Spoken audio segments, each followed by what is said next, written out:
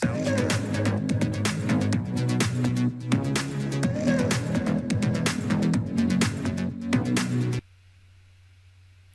is a very special edition podcast, a little off the normal business topics.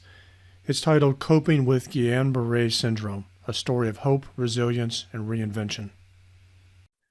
So I'd like to welcome Susan Spires today.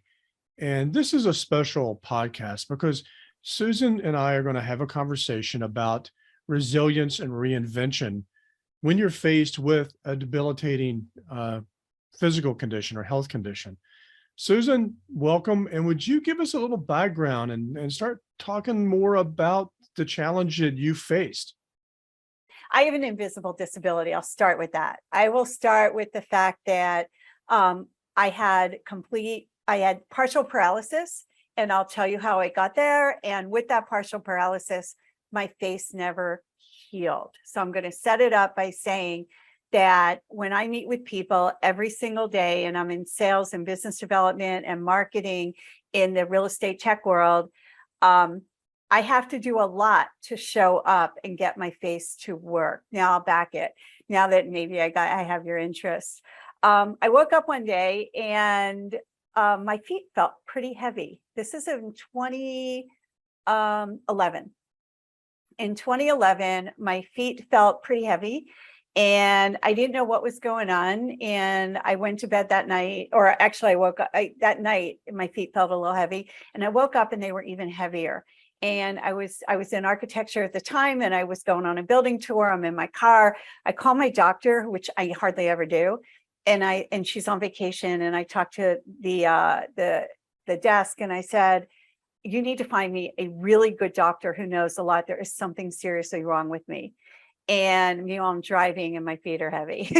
so they set me up with a doctor, and I went to do the building tour, and I dragged my feet along, and I started to feel my hands get heavy as well, really weird.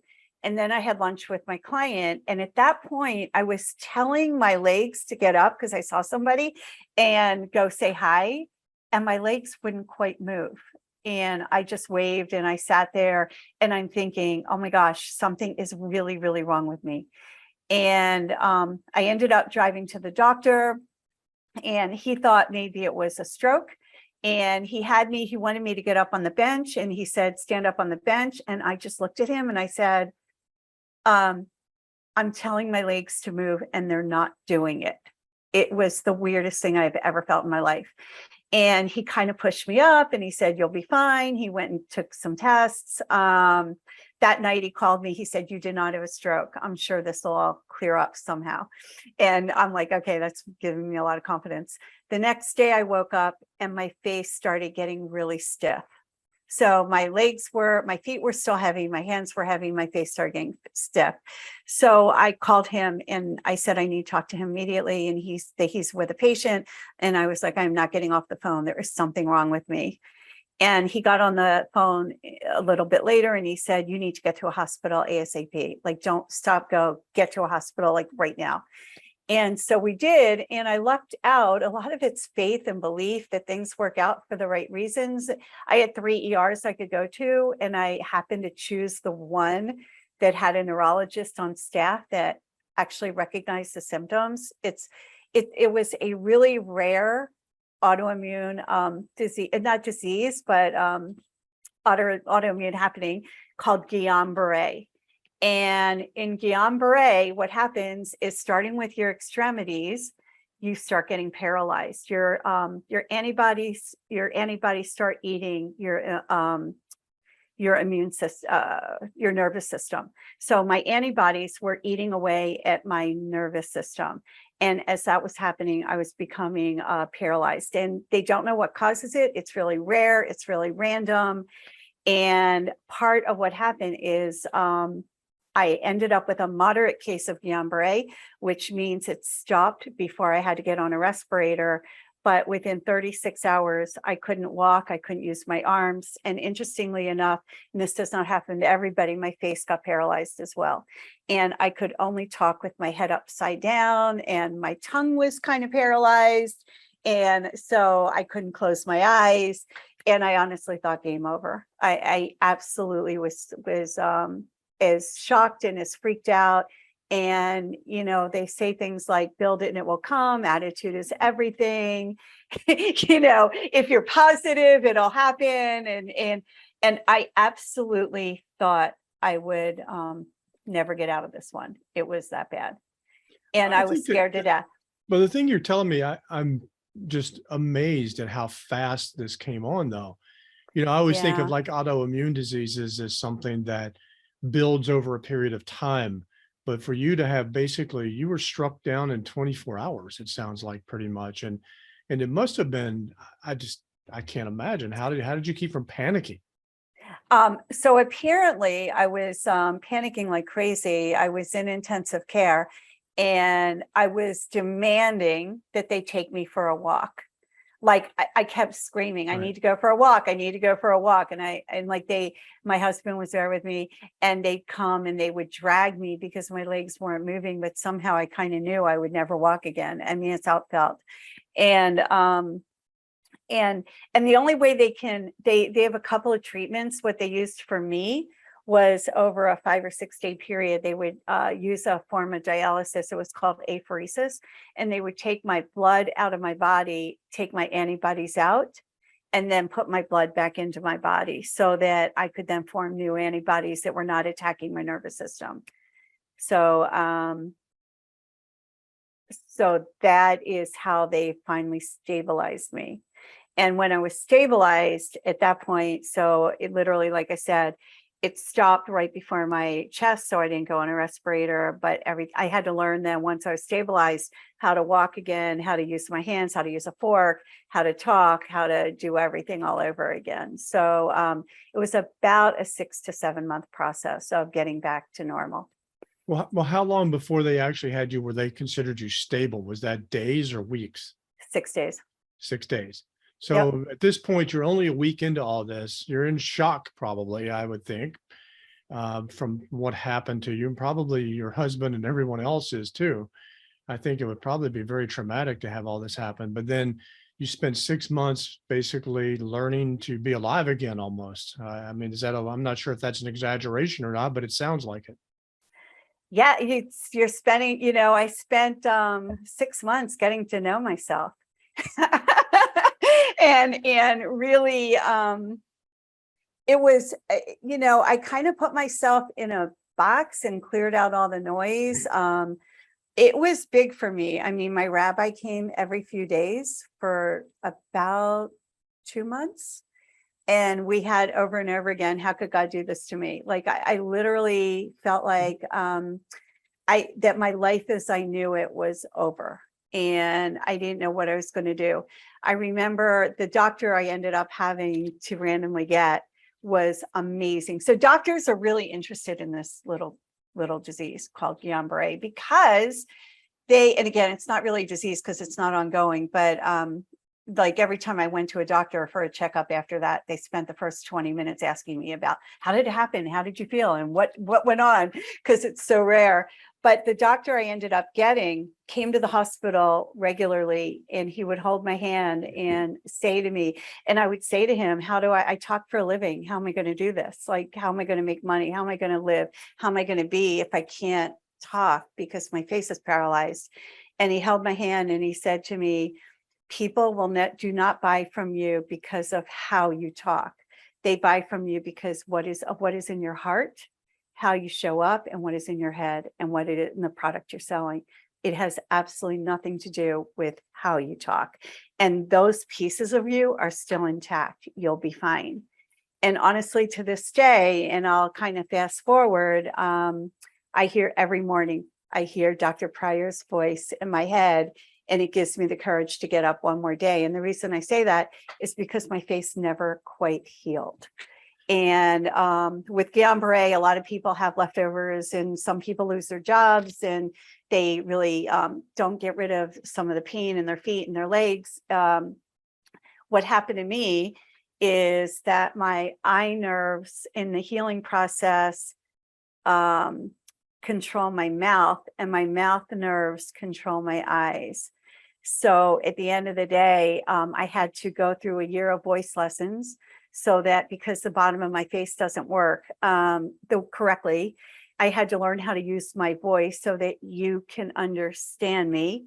And then I also went through about a half a year of facial paralysis PT, so to speak, after I could walk and do everything else, so that I figured out I learned how to loosen up my face every day so that I can show up. So in order to live my life, and I've had a fantastic career and a fantastic life, and it has not gotten in my way at all.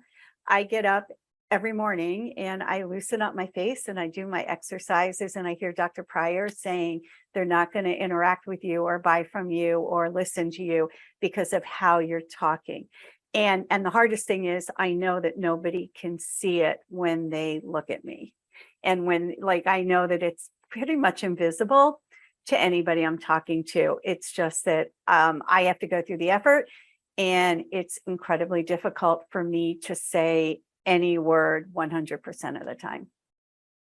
It seems, I think, we've discussed this before a little bit, and it sounds like, even 11 years later, you obviously still have the problem, and you'll have it the rest of your life, and you fight it every day still.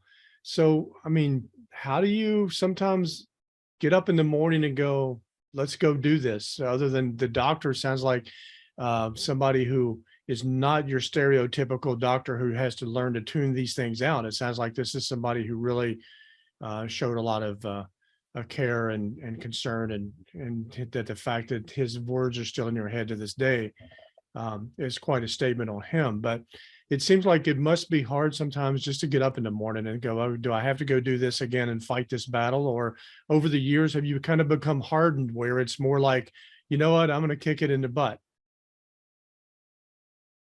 Both. Both. I kind of thought that was probably where that answer was going to be. I've gone through the grieving process, right? I think there's a grieving process that anybody goes through where you have to finally accept your reality. And, when you talk about resilience, and we're talking about what, you and I were talking about it before we started recording, what I read in, what I've learned, what I've read in terms of the definition of resilience, and when I match it to my experience, resilience is, and I'll kind of just read it, a staunch acceptance of reality. You have to accept this as what it is. I mean, I at first even was going to try a little Botox to see if I could stop my eyes from controlling my mouth, if I could just put something in there. And then everybody got really nervous about adding anything else to my face stuff. And then you have deep belief that the things that you heard or things that you learned, or that you yourself can overcome it. Belief is everything. And how do you build your self-confidence? How do you be so authentic, not just to you, but to other people, and believe that it's all going to turn out okay. And that has a lot to do with your values, right? And how you see yourself and how you relate to the world. But you've got to believe. And every day I wake up and repeat over and over, life is meaningful. Like, this is all worth it. And it's worth it because of my interaction with you, Tracy. It's worth it because of how I interact with my world. And then the other thing that they say in the definition, which is true, is you have to improvise. I mean, there are times where I show up and my voice isn't quite working, or I sound harsh, or I abruptly stop a sentence. And it's not because I want to stop a sentence, it's because I can't get the words out. It's Right. just not working. So you've got to be able to improvise, right? And fix it. We live in a world in a community with other people, and that nobody knows what's going on with you. So how do you improvise, and how do you still make that work? So I think that those three things give you the ability to bounce back successfully. And I think they take practice. And I think part of that is the core of who I am. And yes, some days I don't want to get up, but isn't that true with everybody for some reason? I mean, some days, gosh, I worked out too hard last night, or, I ate something bad and I don't feel good, or my mom just called me. And, there are all kinds of things that happen to keep us from wanting to get out of bed that day. I'm just tired and worn out. So I don't know, this is just another thing that can happen. So yes, I think that the hardest thing for me is really recognizing when my voice is giving out and then saying I'm done for the day. And I work in an industry, as you know, where we're out all night and we work hard, we play hard, and my voice can only take so much. And and how I know it's not working is people will start saying to me, what? And Right. when I Right. start hearing people saying what to me, I know my voice is not working anymore, and I need to like just go back to my room and rest for the next day. And honestly, I was really self-conscious about that at first, and it was going to get in the way of my career, and everybody's out and I'm not. Do I belong? You know, there are all kinds of things Right. that you go through. And I've learned it doesn't even matter. Like Somehow, nobody's mad, nobody cares, you know, well, yeah, and you have to accept reality too. This is the way it's going to be, so let's adapt, I think, would have to be the case. And I just wonder how, when you're sitting and somebody's complaining about, oh, I got a little scratch or I broke a nail, how do you resist just like, grabbing them by the shirt going, you want to talk about real problems? because you know what you learn, everybody's problems are real to them. Right. And so you know, even though it's not my type of problem, you know, if their torn nail hurts or makes them feel uncomfortable in public, how is that any, or uncomfortable to themselves, how is that different than what I'm going through? I mean, that's what it is. It's the same level of uncomfortableness. And I think it's that awareness that and as leaders, when we work with people, we need to understand, you know, nobody knows what I'm going through. Nobody knows my story. At least I'm going to try to get it out. That's my goal. But everybody we work with every day has a backstory, and everybody we work with has something that they're dealing with. So how do we lead from the heart? How do we lead with kindness? How do we lead with empathy?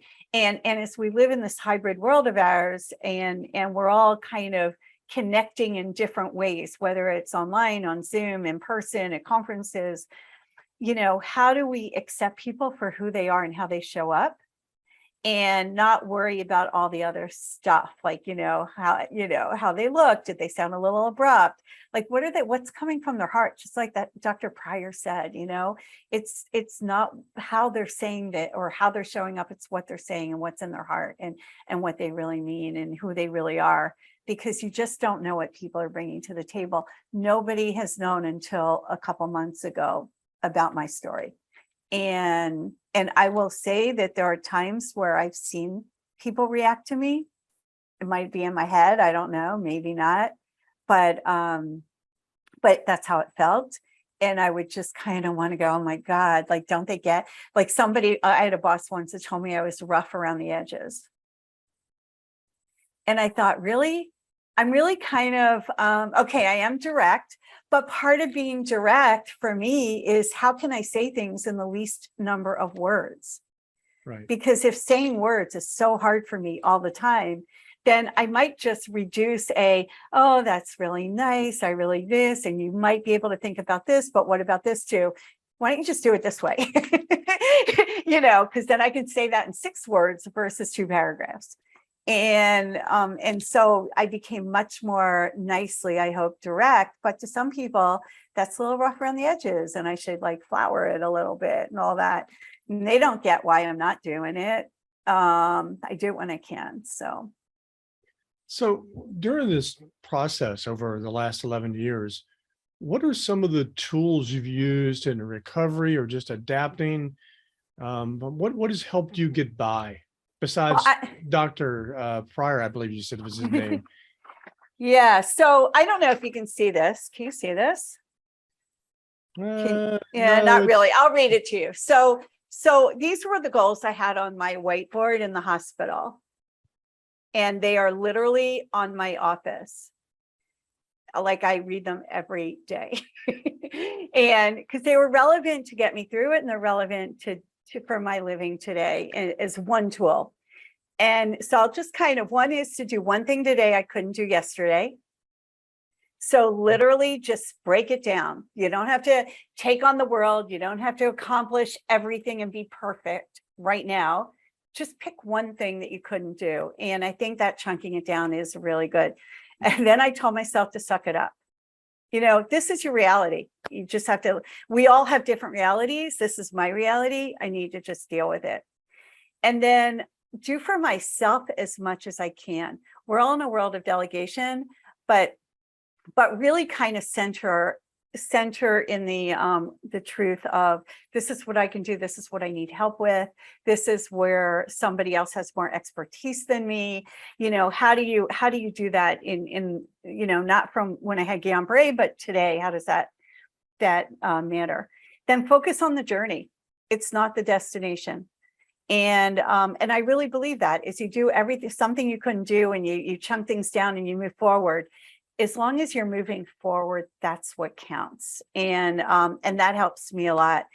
Attitude, be Zen-like, stop freaking out. Right.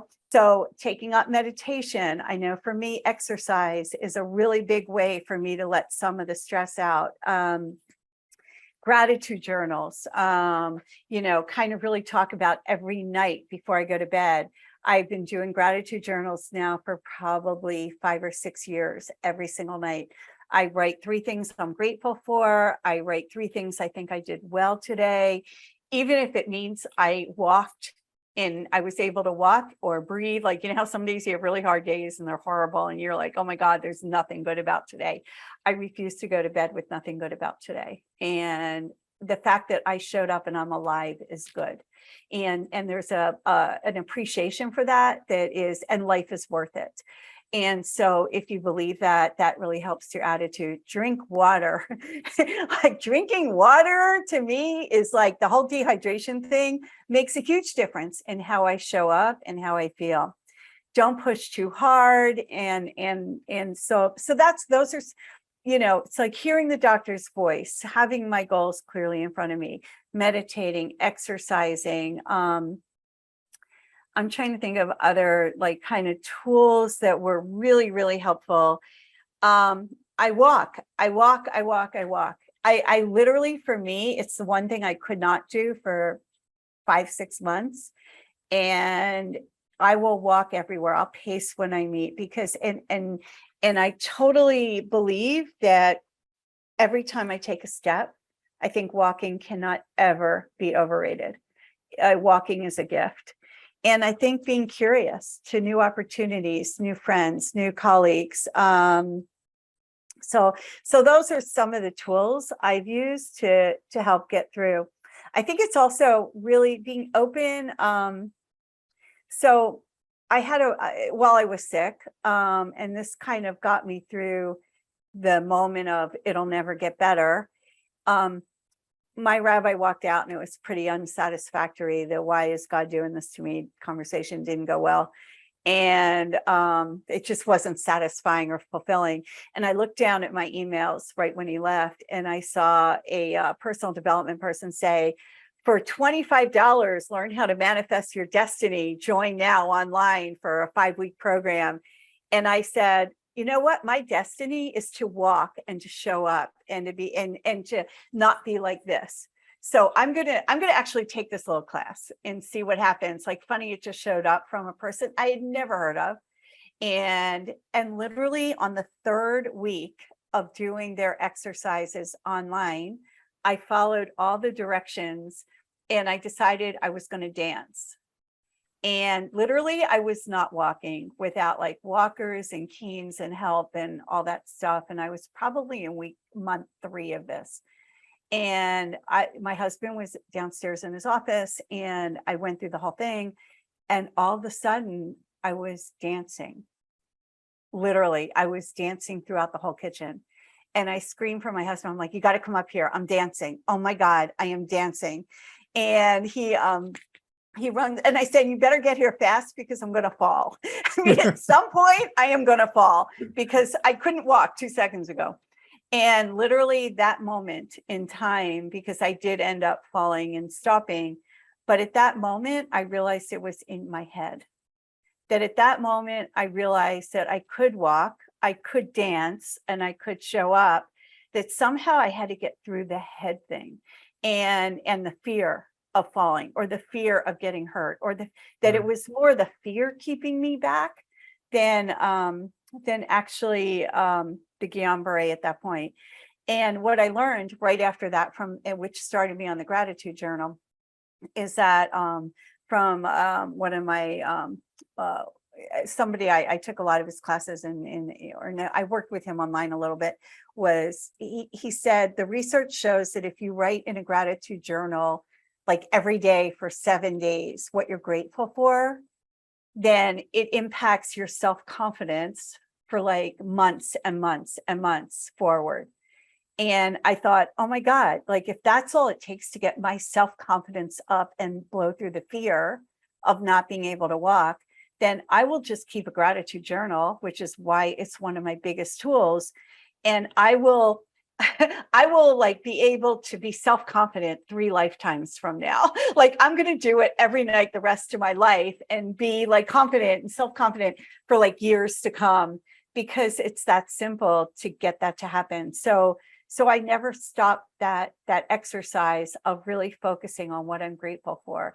And I believe that some of these tools that I've used are really what help change my head around it and change my attitude around it and broke through the fear. And then I was able to start like then getting my walking going. That's a pretty amazing story. So I guess one final question for you. If someone who is listening to this podcast and maybe they've just been diagnosed with Guillain-Barre, then what advice do you give them? What can you say to somebody who's facing that horror that you've already faced? I think first thing I'd say is it sucks. I think I'd align. I think one of Reality. the things you learn is you align and then conquer, right? And it's not a and that many people actually do recover, and it's hard to hold on to that, right? But they've got to find somebody that's gonna be there and give them the support. They've got to do their PT. You've got to learn how to walk again. You've got to learn how to push forward. And I think one of the things is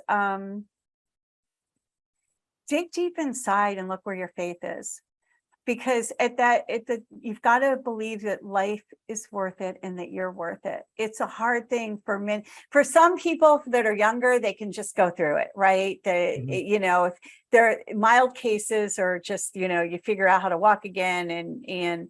But there are people I know that have been on respirators for years and still are on respirators. They've not been able to get off of them. And they hope to get off of them.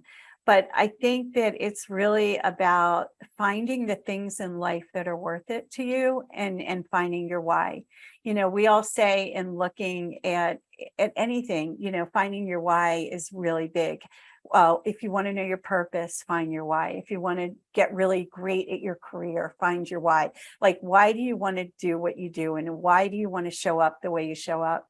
And I think that this whole experience has really made me dig deep for my why, and to really believe and feel that why drives for me is life is worth it, and my relationships are worth it, and helping people is worth it. And so hopefully this will help people to just kind of think about this type of illness, differently.